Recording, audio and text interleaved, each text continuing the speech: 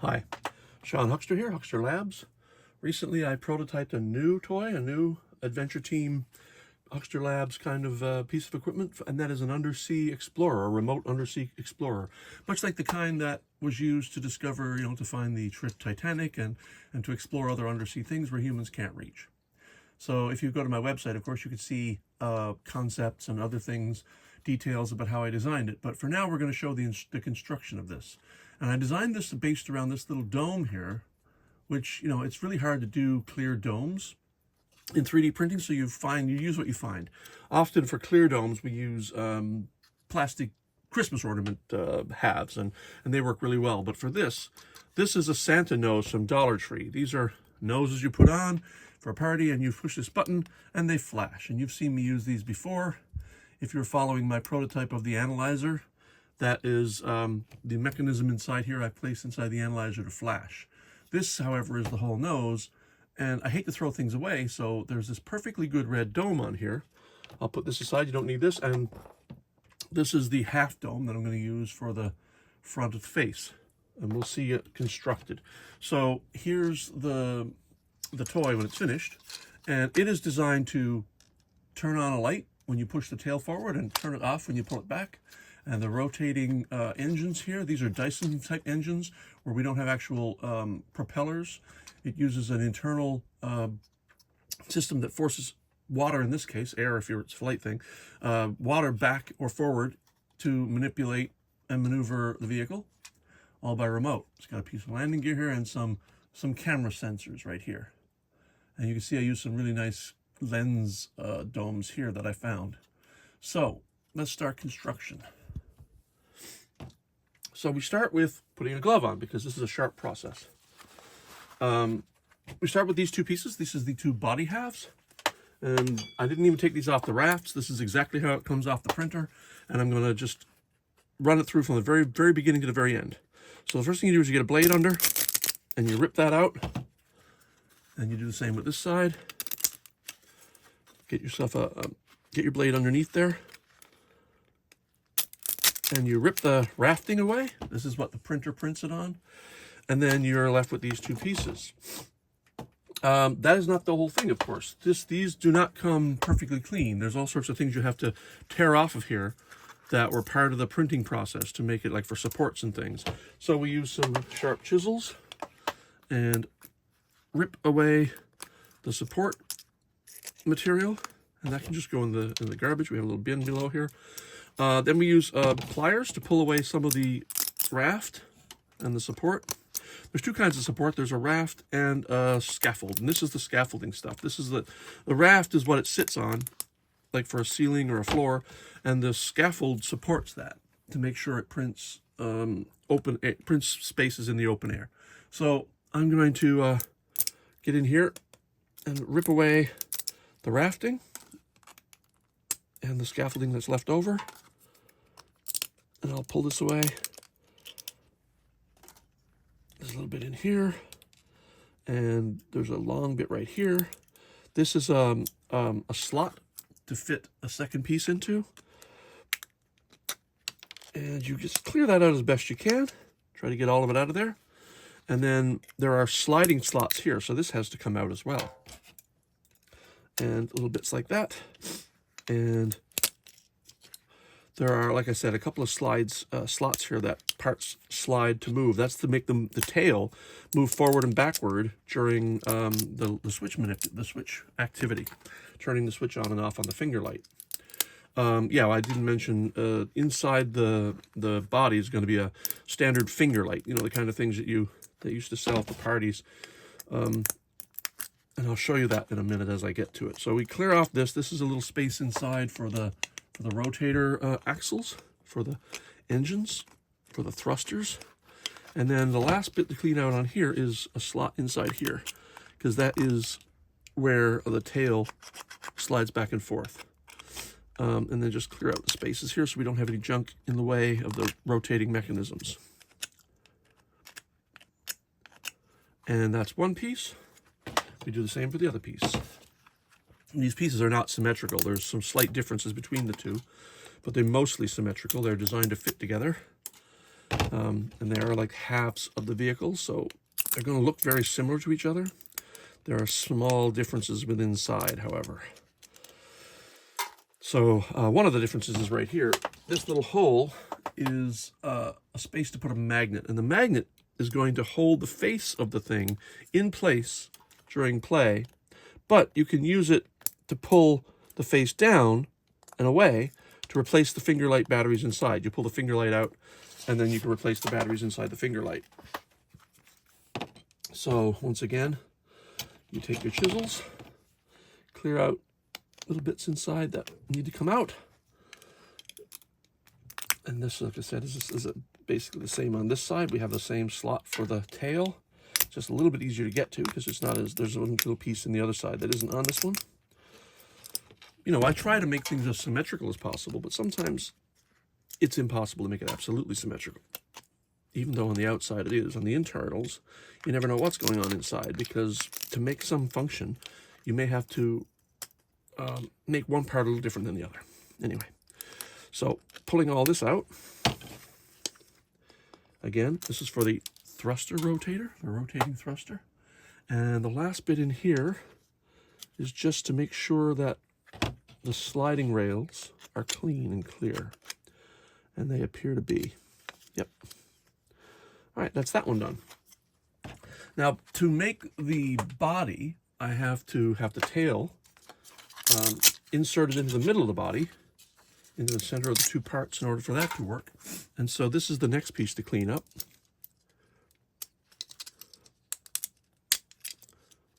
And you clean up the rafting and pull away the scaffolding. And there's a lot of it here because there's a shelf ledge down here, quite far away from the bottom.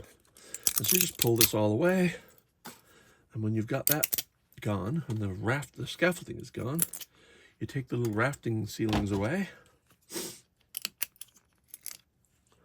and clear that.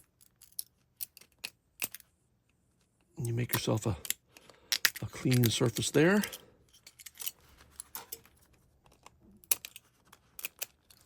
Luckily, depending on the material and the heat and the temperature, the rafting and the scaffolding comes away really cleanly without a whole lot of effort.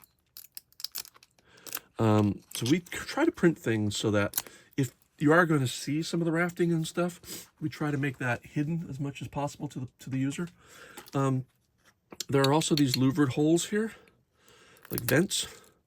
Unfortunately, there's no real clean way to print these, so I just print them with all the scaffolding in place and hope that when I clean it out, I try to get as much of it out of there as possible so it looks fairly clean. Now, I'm going to show you something in a second, a little trick about cleaning up rafting and other unnecessary plastics. When you pull away from a colored plastic, like black, for example, you often get this kind of white residue surface. It's hard to see there, probably. But you have the ability to take a heat gun and run it lightly over the plastic. Let it heat up. And you may or may not see it here, but I'm going to clean up the plastic so that the stress goes away.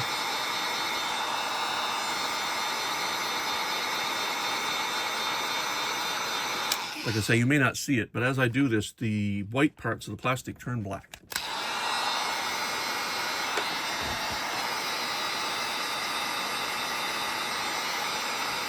The trick is to not hold the heat gun on any particular part of the plastic for any long period of time, because you will warp it. This is still plastic and it melts at a fairly low temperature, and the heat gun can get hotter than that temperature. So you stay away from the parts of the plastic that might melt, and you do not keep the heat gun on any piece of the plastic for very long. But you do get a nice clean finish when you're done. All right, now we're gonna, there's one more piece for the interior of the body that is a kind of a hidden piece. And that's on this piece here, on this set of pieces. And that is to hold the light in place. So this is a finger light. This is the finger light we're going to use. It's a standard finger light. You can buy them like really cheaply. It's just a literal light, little body with a switch on it. And the switch just goes forward and backward. There are 3 batteries within You don't need the elastic for the finger. You can discard that or use it for another project. I like to use things that I find. So the finger light can come apart to replace the battery, and that means we can place it inside the body without too much difficulty. And let me just grab a cap here. And it fits in the body like so. So this part holds the finger light in place.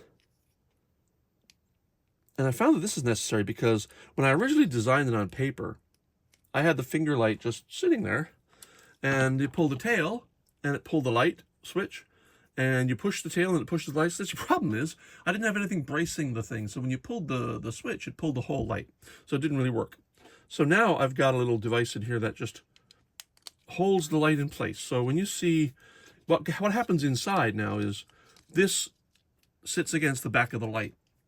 So when you pull the switch forward, like when you turn it off, you're pushing up against this, and then the light doesn't slide. And when you push forward, there is a mechanism, the faceplate actually holds it forward. So when you push forward, it's held in place by the face mechanism. And we'll get to that in a bit. So we place this here. We need a bit of glue, just a very tiny bit right here, just to hold it in place. And then that goes like so. And the other half braces this side. So, oh, there's a little tiny bit in here I didn't catch. That's got to come out too, because the two body parts tab together right there. All right. So now we have the two parts and the tail. It's kind of an interesting thing, because you've got to put the tail on in two sides and have it work so that it slides correctly. And then the three pieces kind of got to go together in a kind of a complicated way. So why don't I put a little glue here? This is the slot where the two pieces join. And put a little bit around the body just to make sure that the join works. One little bit right there, a little bit right here. And so I take the tail. The light brace goes inside the tail, like so. So it's inside the gap in the tail. And this fits. The tail then fits into these two slots, and the third part of the body here, has to go in the same way. So it's kind of a little tricky situation where you got to hold the three parts together, make sure they're all coming together in the right way, and that the tail slot fits into the body slot, and then the three pieces snap together. And what you see is the tail does this. And that movement is what activates the light switch. So now we have glued these parts together in a way that, oh shoot, this is why I like to do these things, practice first. Before I do this, I completely forgot that the engines have to go on here first. So let me clean up the engines, because the engines go inside the body and there's no way to get at them once you've done that. So we take the engines off. That's why these simple run-through videos can be quite interesting, because I never know what I'm forgetting until I've forgotten it. So we have the axles right here and the engines. So the engines have rafting as well. So this luckily comes off fairly easily. And let's see, where's my good one? Rip the rafting out.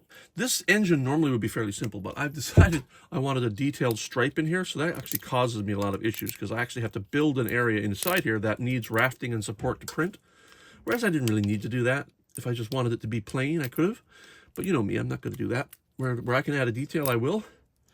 And of course that makes the cleanup of this a little bit more difficult.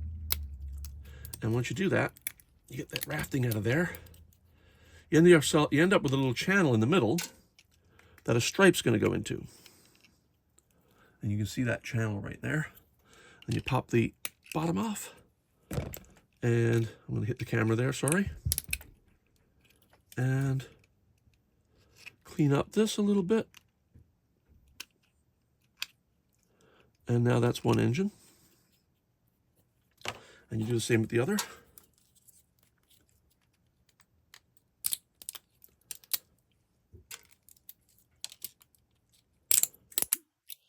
Like I said, sometimes the rafting and things come away quite easily. sometimes not so much, but today I think we're going to be okay. Like I said, adding this channel actually built a fair amount of extra work into the project when I'm constructing. But I like my details, and I'm willing to do that extra work to get the details I want. And the rafting is very strong. If you don't get it out of there, it's harder to get the support down. So now you can see again the channel around the engine. So now we take the axles, put one axle in through here, and then that fits fairly tightly. And then you take a little bit of glue to put on the inside of the engine hole here where it holds the axle. And the reason you do it on the inside here is because you don't want to put it on the axle. If you put the glue on the axle, you're going to be pushing glue into the body of the Explorer, and that's going to cause it to stick. So you take this and you jam it onto the axle, and you push real hard, and I have a fairly tight fit there, so it works. What I want to do is take a pair of pliers, push against the axle while pushing against the motor to make sure it jams on quite tightly. And that's one side. We take the axle, put it in the other side.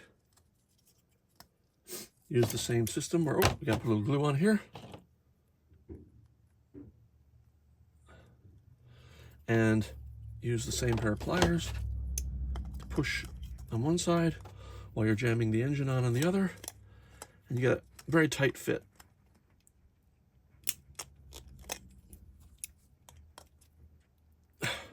Test rotate. Feel a little bit of tension there. That's all you really need. And that's done. Now we get back to what I was trying to do before, which is putting the tail in and assembling the body halves. So our glue is still there. We're good, I think. And you jam the tail section so that the light brace fits, and then you do the same on the other side. Make sure the tail is in place. Jam the two pieces together. Make sure the tail functions, and then you use a clamp, if you can, to hold this in place while you're making other, oops, hit the camera. You hold this in place until the glue dries. So you can put that aside. And now we'll work on the smaller engines. No, right now I think we'll work on the faceplate. So the faceplate is here. And taking it off the raft, like I said, can be fairly easy. Then you need to use your flat chisel and clear the rafting and the scaffolding. So the scaffolding usually is better to clear with a pair of pliers, like so.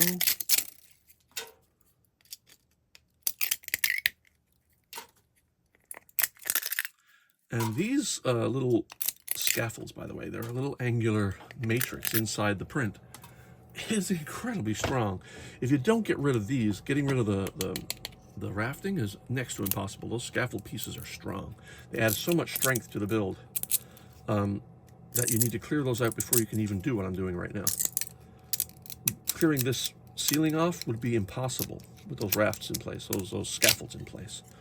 But as you can see, without them, this process can be quite easy. Depending on the material you're using, it can be quite easy. Some materials are harder than others. All right. So we clear all this off. And because this is a player-facing piece, players are going to see this piece when you take the face off to replace the light. We're going to heat treat this as well. So there's a little bit in here that you got to get rid of. And once you've done that, and there's a little piece right there as well, take the curved chisel and pull that out. Now you have, again, you can see where the black gets like a white plastic finish on it from the stress. And there's also one little piece of a circular piece in here that holds the magnet in place. You got to get rid of. So now I take the heat gun again. You let it heat up.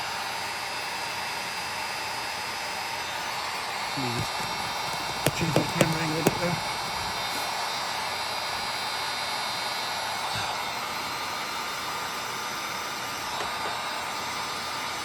They just run the heat gun over it really quickly. You don't ever dwell on any particular place for too long. And you go over it multiple times, and you clear out all that plastic stress and make it all black again. So that's the face. This face slides up into the body like so, and that holds the light in place while you're pushing on the light. It also will hold the instrument panels and other things. So you see the two little tabs right here are designed to hold the instrument panel in place at the right angle. And the instrument panel I decided to print in silver. Now you're never going to really see the instrument panel in any kind of detail because it's going to be hidden behind the red dome at all times. But I did want you to be able to look inside and see some detail. So I actually made a fairly detailed facial instrument panel, which could be cameras, sensors, all sorts of things. They're unspecified greeblies, which is a term used to specify the little details you see on spaceships and things like that. And they don't have to mean anything. But in this case, we have what could be like camera sensors and stuff. So on the faceplate, you put a little bit of glue down where the faceplate's going to be, around the pegs, and then a little bit of a circle. And slam this down and use a clamp to hold it in place for just a little bit while it dries. And you move on to something else. So the camera on the faceplate has a hollow back. So this would be the camera, the main camera. There's two sensors on it I made. There's the little one here, and then there's the camera. So the camera, as you can see, goes all the way through, and you can see light shining through, and there's a reason for that.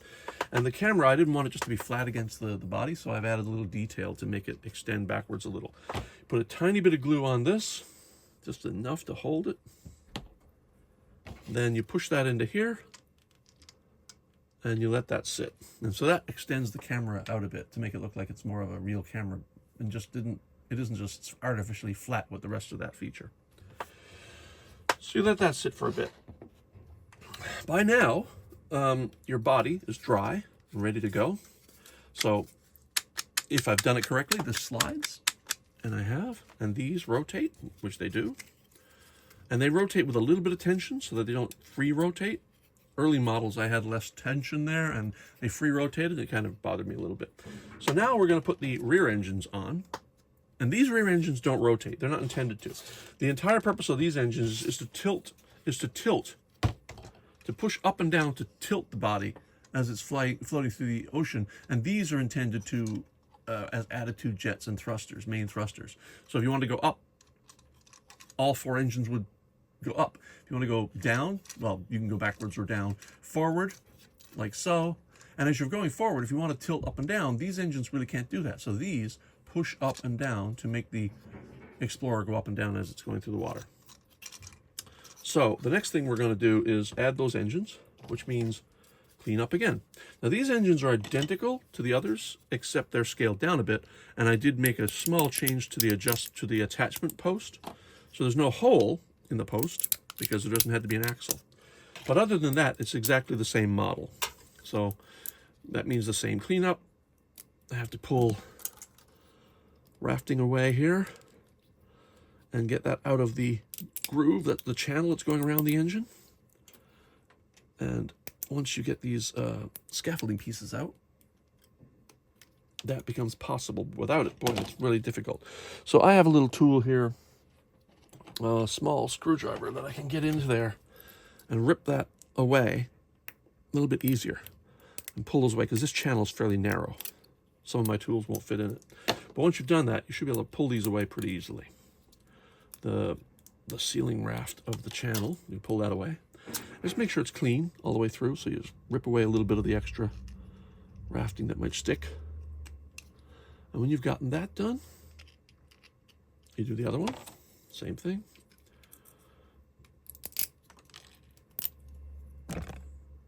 And I am going to hit that camera because it's right next to me.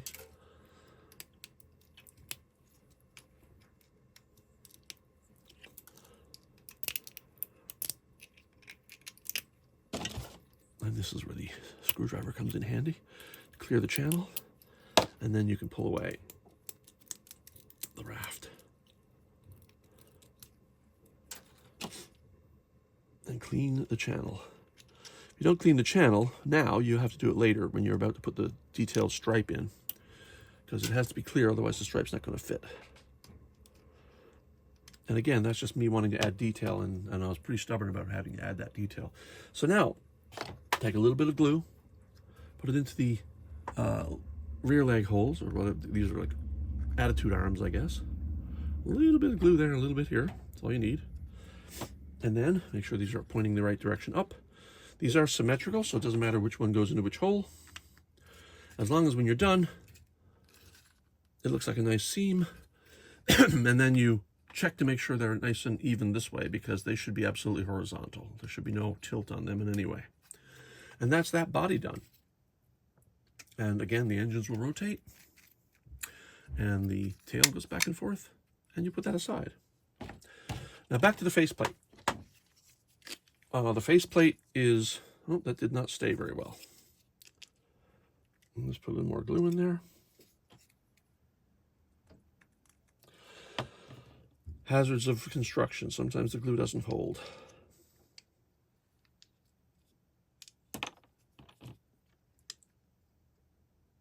Now, if you really wanted to, you could clamp that as well.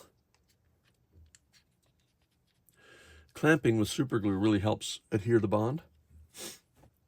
Just holding it in place doesn't necessarily do as good a job. This also has a hood, kind of like an eyebrow hood sort of, that I love. And that's still on here, but this is so clean. This comes off very cleanly. There's no rafting, there's no support. It's all one solid piece that prints in a really nice orientation, so you don't have to worry about it. And then you place that into this groove. And then if you want, you can clamp that. I generally don't have to, though. This kind of works fairly well on its own. But for now, we will clamp that. Next thing, I guess we could do the stripes now. Because the stripes are pretty easy detail, and these come off very clean because they're just attached by a very small ring. And there's not even any cleanup necessary here.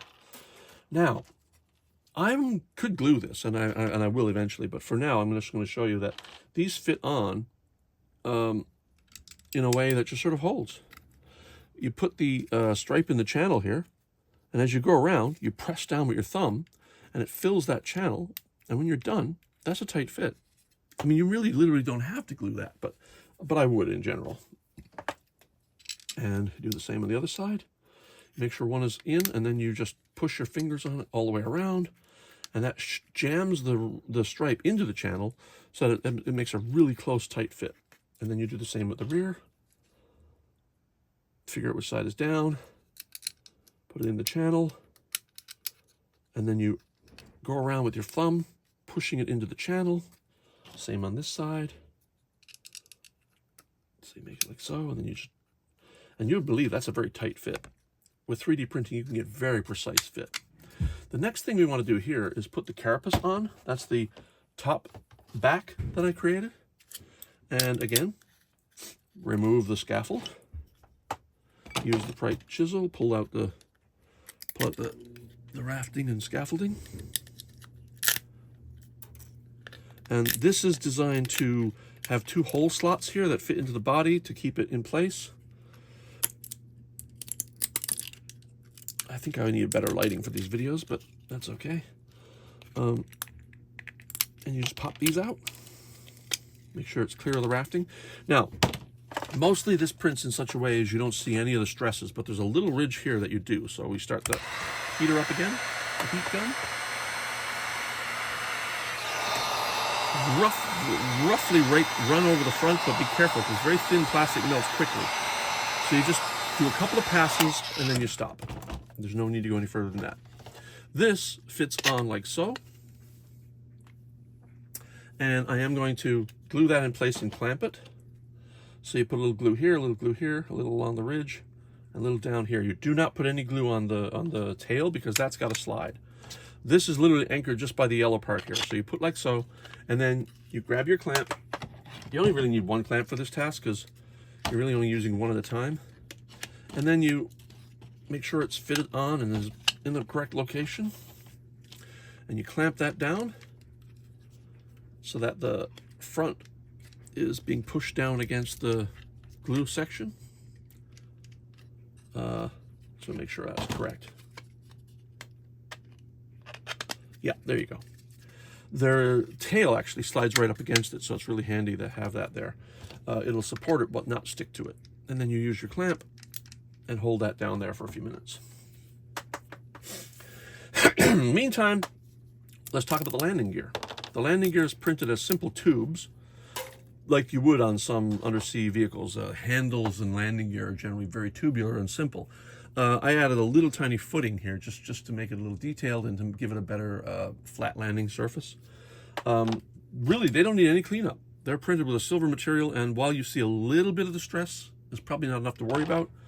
I will heat it up while we're here though.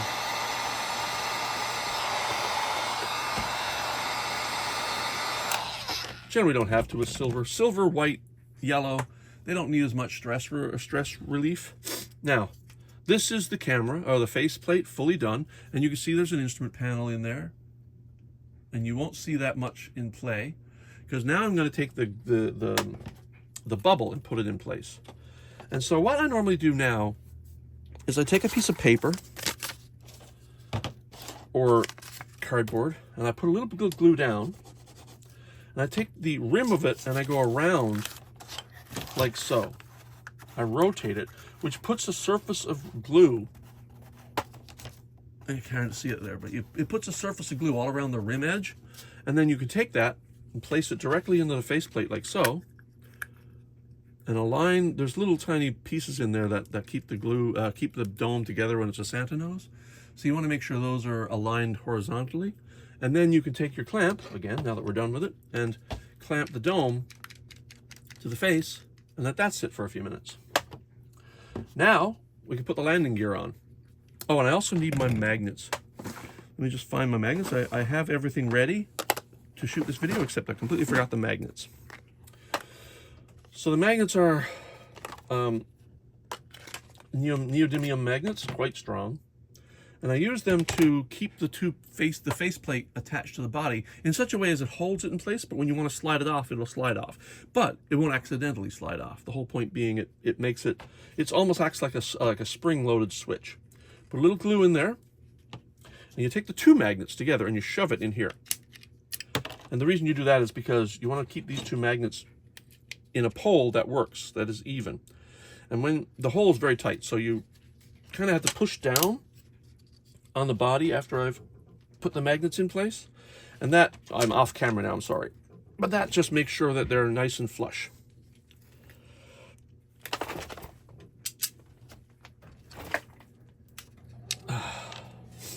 So that's not quite as tight as I want. So I'm going to take pliers and push further. Really, you just need a flat surface to put it on and push, which I'm going to do now. The stronger the flat surface, the better. But now it's nice and flush, so it's fine.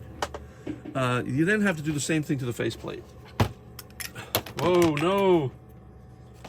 Let's do this a little better. Live video, folks. I make mistakes. I don't do things perfectly.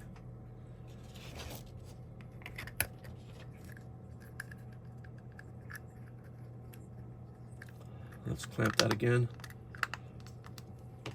I want this to stay. But this doesn't stop me from continuing. So, one of the things we can do now, while the clamp is on here, is we can attach the magnet. So again, you want to make sure the magnet is poled correctly so that it attracts to the magnet here. So that's the angle you want to go in on. This is the face that goes inside, and you keep it that way. You put a little glue in here, in the magnet hole. Check your magnet again, make sure you got the right face down, and you push that in place, just like you do with the body. And you can clamp that in. You can use your pliers to push it in place, and that's flush. And the reason you do that is because when you put the two together, they will attract each other and pull and stay in place. So now, when I push that up, there's a little magnetic tension there holding in place, so it can't just slip down automatically. And that's useful for swapping out the light. Now we're very close to finishing here. I'm going to put the landing gear on. The landing gear is designed to, oh, there's a little bit of cleanup there. Forgot to clean up the landing gear hole there. This one's fine. The landing gear is designed to slide into the back hole. And as you push in hard, the front tube aligns perfectly with its hole, and you just push them up hard into the body, both ways, until you hear a little bit of a snap. And then you do the same on the other side. And push up until they snap. And now that's your landing gear. Nice and flat. Done. One last detail now before we'll call this finished. Well, first we can put the light in. We'll do the light after. We need to put the lenses in place. And so there's a little trick there too. I bought these little clear plastic domes. They're really nice. They're resin, I think. They are craft things designed for putting water beads on fake plants. So it comes in a bunch of different sizes, and I haven't sorted them, so they're all in here and sort of thing. I need the smallest one and the biggest one. So here's the smallest one. You can't see this, but you might see it in a minute. If you could see that, there's two. Close this up. Now, again, you can use the paper to put a little glue down. Just like so. Put a little dot of glue. And you can use the, I usually use tweezers to pull the lens up. It's difficult because it's very round. There we go. And just rub it around the glue a little bit, just to give it a little surface of glue. And then you can take this and apply it inside the lens hole, like so. I usually just use my fingers for that. And you can see it makes a really nice refractive index. Really beautiful. And then you do a similar thing. You take a toothpick, in this case, because it's such a small hole, put a tiny drop of glue on the toothpick head. And this is a toothpick with a flat head, flat rear. And you put that inside this hole. And you take your little lens and pop it right in there. And you push that down with the toothpick. And you have two camera sensors, both of which have really nice refractive indexes and look really cool. And the last thing to do to call this done is put the finger light in place. And this is simple now because you use the magnet to pull this down. The finger light slips right into this hole, as you can see here. It goes, pushes back, and it'll turn on because you're pushing the switch. You can pull the tail back and it'll turn it off, of course. Now this is cleverly designed to push up, slide into the body, but also surround the lens while holding the shoulders of the light in place, like so. And then when you push the tail, it comes on. You pull it, it comes off. It's that simple. And so the tail moves in, moves out, and you're done. And that is the completed prototype of the it's the Submersible Quad Utility Intelligence Drone, otherwise known as a SQUID. And I've created a logo and everything, which you'll see at some point. And my lens is falling out. And there you go. I mean, this was a bit of a clumsy video, guys. That's just the way it goes, because I don't edit these things. But I hope you enjoyed it anyway. I'll be posting it to my site. And there will be more prototypes to come in the next few weeks. I've got a few more tricks up my sleeve. And I hope you enjoyed this, and please enjoy my future ones. Leave some comments if you like. Thank you.